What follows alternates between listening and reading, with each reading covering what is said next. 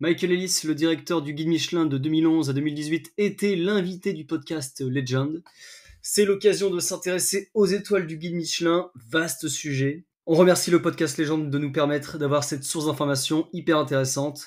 Et maintenant, je vous propose de découvrir 3 faits surprenants sur ce guide.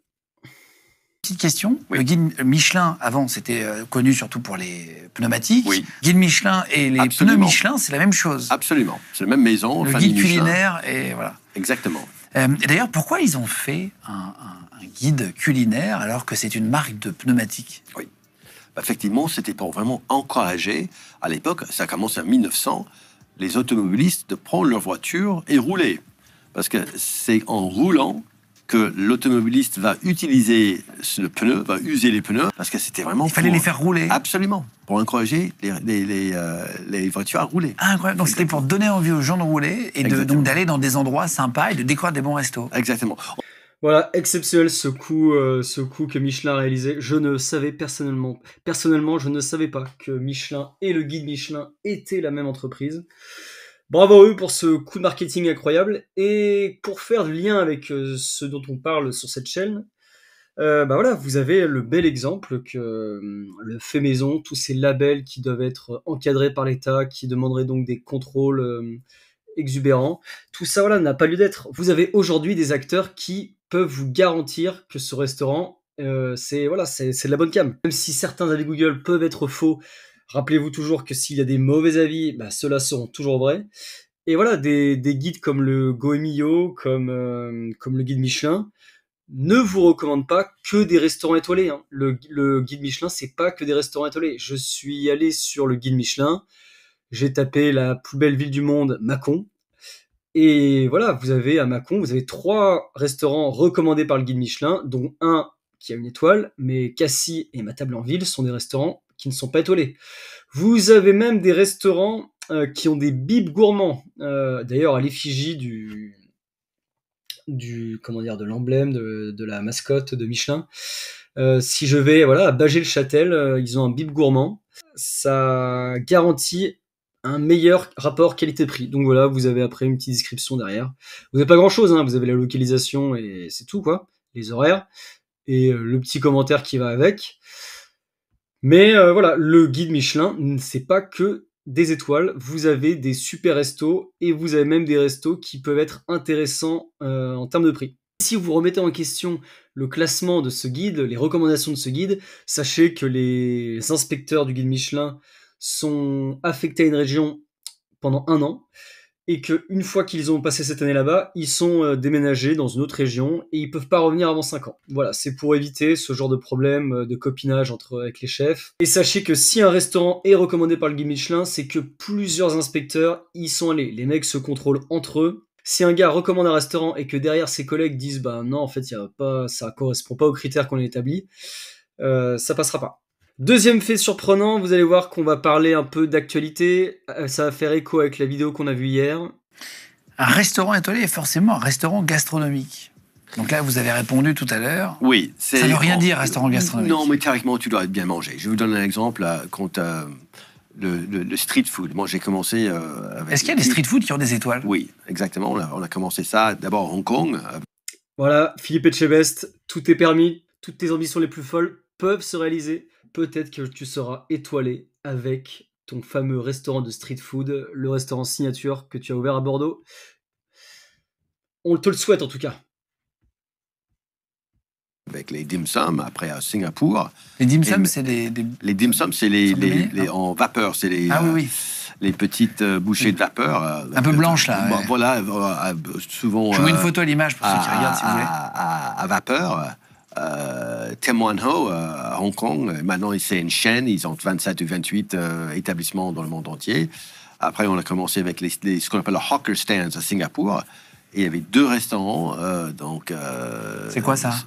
Un hawker stand, c'est vraiment typique de le Singapour et Malaisie. C'est les endroits où c'est un espèce de food court. Souvent à l'extérieur, où tu as un chef qui a une espèce de cuisine et il cuisine, lui ou elle cuisine leur plat. C'est souvent 1 ou 2 ou 3 plats. Et les Dans la gens, rue. pas dans la rue, mais en Thaïlande c'est dans la rue, mais en Singapour c'est plus dans les endroits spéciaux attribués pour faire le hawker food. Et il y avait un qui le restaurant s'appelle Hong Kong Soy Sauce Chicken Rice. Donc c'est le poulet qui est mariné dans sauce soja spéciale. Enfin, c'est un chef d'origine malaisien, singapourien. Et il a eu, Chef Chan, il a eu l'étoile, la même année que Joël Robuchon a eu 3 étoiles, première guide de Singapour. Et ça a fait un peu un bruit dans le monde entier parce que pour l'équivalent de 5 ou 6 euros, tu avais un assiette. Un plat étoilé. Oui, un plat étoilé. Et bon, il y a beaucoup de chefs qui étaient quand même en dehors d'eux, choqués. Et j'ai dit, écoutez, allez voir. Et tu me dis ce que tu penses. Et beaucoup de chefs qui sont allés pour voir, écouter, ils ont dit que c'est vrai que c'était incroyable. Parce que la qualité du poulet, c'était mariné 24 heures, c'était cuit parfaitement, c'était goûteux, c'était savoureux avec le jus dans le riz. C'était un truc absolument fantastique. Et, Il y a de la street food étoilée. Vous avez un parfait exemple, hein. Le guide Michelin ne recommande pas que des tables à 100 balles. Vous pouvez, alors là vous êtes à l'étranger, mais vous êtes à Singapour quand même, c'est pas non plus Singapour, je crois pas que ce soit l'endroit le moins cher au monde. Vous avez, voilà, les gars ont recommandé un gars qui était dans un food court. Si vous voyez pas ce que c'est un food court, il y en a de plus en plus en France, hein. Donc c'est un lieu où vous avez plein de, je sais pas, il a un peu mal expliqué, mais vous avez plein de stands en fait. Vous avez plein de stands avec plein de différents restos qui vous proposent du coup plein de gastronomies différentes. Voilà. Donc le guide Michelin peut vous recommander, il peut même donner une étoile à un resto dans un food court à 5-6 balles, quoi. Incroyable. Exceptionnel. Oui, Est-ce qu'il y en a absolument. en France? Non. Parce qu'en France, la France n'a pas de culture de street food. Quoi? La France n'a pas de culture de street food. Philippe nous aurait menti. Il fait pas de la street food avec son resto, mais qu'est-ce qu'il fait du coup? Il fait quoi? T'as des produits comme, enfin, t'as des choses comme le panis, des choses un peu, mais c'est pas comme en Asie. Le vrai street food, c'est vraiment quelque chose d'asiatique. Il y avait le Jay Fai, le cuisinier en Thaïlande, à Bangkok, qui faisait des fritures de toutes sortes, avec elle mettait des espèces de lunettes de ski ou de moto pour éviter qu'elle prenne de l'huile dans les yeux. Elle a eu une étoile. Non, mais c'est quelque chose qui est très particulier. Vous êtes américain? Bon, merci Michael de nous avoir rappelé ce que c'était la street food, hein. Si Philippe Etchebest pouvait voir cette interview, j'aimerais bien voir si... Enfin voilà, non mais c'est vrai qu'il a changé d'attitude, hein. Maintenant il fait des guillemets comme ça pour dire street food. Ça veut dire que... On a bien compris, hein. On a bien compris, Philippe. Allez, dernier fait intéressant sur le guide Michelin. Alors c'est pas vraiment sur le guide Michelin, mais c'est plutôt sur... quels sont les pays références en termes de gastronomie en ce moment. On va voir si vous connaissez celui-là. Oui, Bon. il y a des pays, par exemple, qui avaient un challenge au manque de produits. Le Hollande, par exemple, ok, en Hollande, mais ou même en Norvège ou la Suède. Mais le Scandinavie, ce qu'ils ont fait maintenant, ils ont quand même, avec Björn Fransen, qui est chef suédois, qui a 3 restaurants, 3 étoiles maintenant, un à Stockholm, un à Singapour et maintenant un à Dubaï, ils ont su quand même utiliser l'inspiration nordique avec des produits qui viennent un peu de partout et faire une vraie cuisine qui sort de l'ordinaire. Regarde Copenhague, il y a 20 ans, personne n'allait à Danemark c'était pas une destination gastronomique. Maintenant, avec Noma, The Alchemist, Geranium, c'est devenu une étape gastronomique. Donc, je crois, et même en Angleterre, l'Angleterre a toujours eu parmi les meilleurs. Voilà, alors je voulais vous parler du Danemark.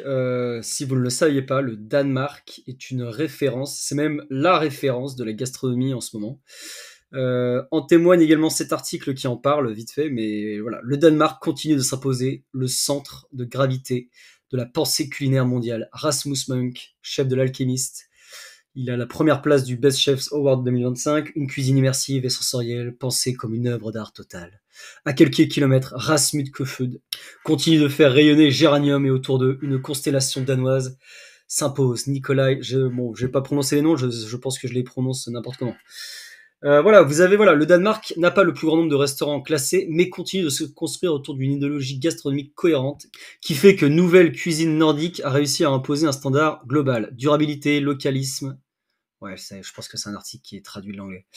Design et cohérence totale. Ce modèle est désormais copié. D'ailleurs, plus de 40% des restaurants 2 ou 3 étoiles ouverts depuis 2020 revendiquent une influence scandinave. Le Danemark continue ainsi de s'imposer comme une référence. Voilà. Est-ce que vous êtes déjà allé au Danemark? Est-ce que vous avez eu l'occasion de manger dans l'un de ces restaurants? Si vous avez eu ce privilège, eh bien, venez me le dire en commentaire. Est-ce que cette interview sur le guide Michelin vous a appris des choses? Est-ce que vous voulez en savoir plus?